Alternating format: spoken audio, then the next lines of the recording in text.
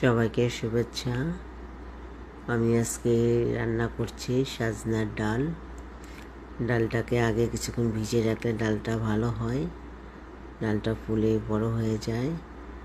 আর ডালের মধ্যে পেঁয়াজ, কাঁচামরিচ, শুকনো মরিচের গুঁড়ো, তারপর ধনিয়ার গুঁড়ো, এই হলুদের গুঁড়ো, তেল দিয়ে মাখায় নিতে হয়।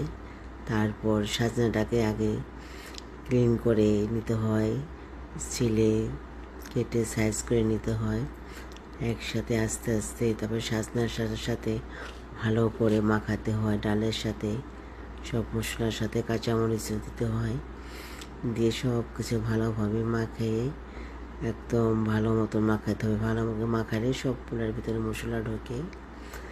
মাখানোর পর পানি দিয়ে তারপর এই চুলে আস্তে করে মানে মিডিয়াম লোতে দিলে তাহলে আর কি সাজনাটা খুব ভালো হয়। মাখা মাখা হবে, ঝোল হবে না, বেশি পাতলা হবে না, মাখা মাখা। এই তো আমার সাজনার ডাল। ভালো থাকবেন আপনারা। আল্লাহ হাফেজ।